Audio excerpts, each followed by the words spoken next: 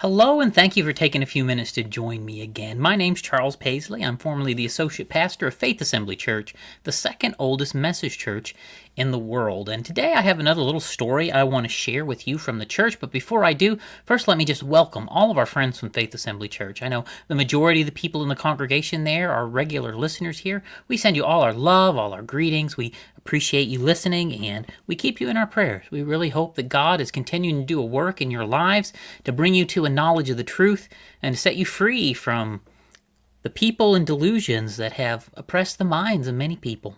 Now, the story that I want to share with you today is one to kind of help relate the harassment techniques of the leaders at the church.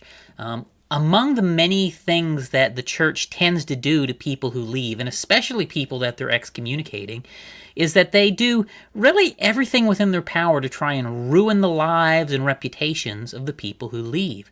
And one of those things that they'll often do is they'll try to get the person fired from their job, so they lose their income, they lose their career, and really to kind of push them off a cliff in some ways when they're excommunicated or when they're trying to leave.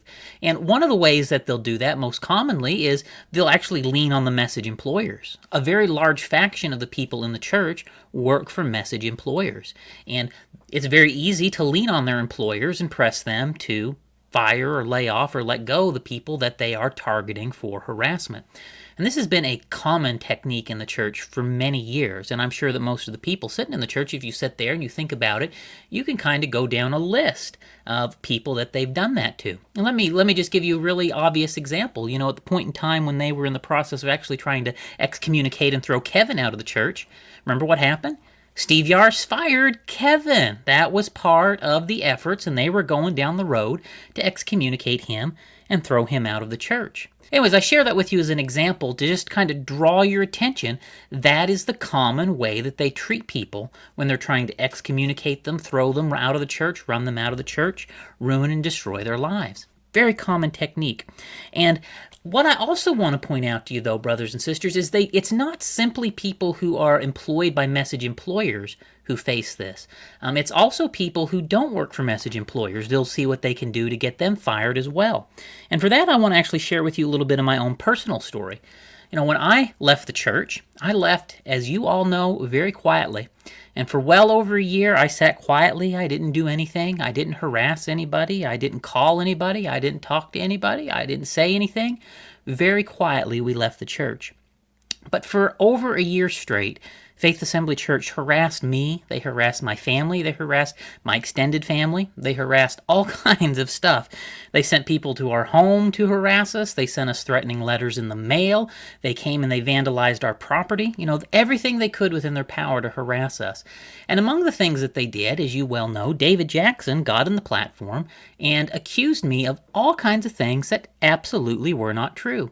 And among the things that he accused me of, repeatedly and across several services, was things that directly related to the field of work that I am in. He accused me of sort of a malpractice in my line of career. And as some of you may know, there is a person in the church who also worked with me in my place of employment. I had actually helped him get the job there so he could work with me, in another group there. And so, brothers and sisters, what happened is those accusations that were being made were sent to my employer in an attempt to get me fired from my job. David Jackson was the man who said those things and who caused those problems. Now, brothers and sisters, I think it is very, very wicked for a man to say and do things from a platform and put videos on the internet and do things to try and get people fired from their job. I think that's really wicked. Don't you think so, brothers and sisters? I think it's very wicked. And a lot of times the way that someone comes face to face with their bad behavior is when someone turns around and does it to them.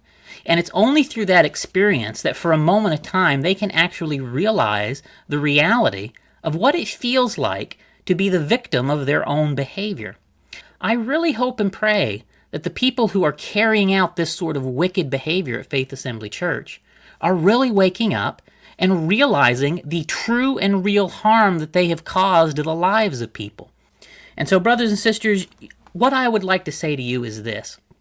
I hope that you wicked leaders at Faith Assembly Church who have embarked on these wicked practices for a very long time and who have targeted and harassed and harangued many people, causing them all manner of harm, including harassing them at their job site, even up to the point that you get people fired and lost from their jobs.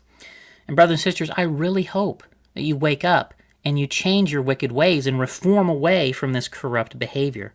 And I hope that getting a taste of your own medicine wakes you up. Now, as I end this little update today, here's what I want to do. I want to end by again reading to you the names of the Board of Trustees of Faith Assembly Church. And I'm also going to give you the names of the deacons.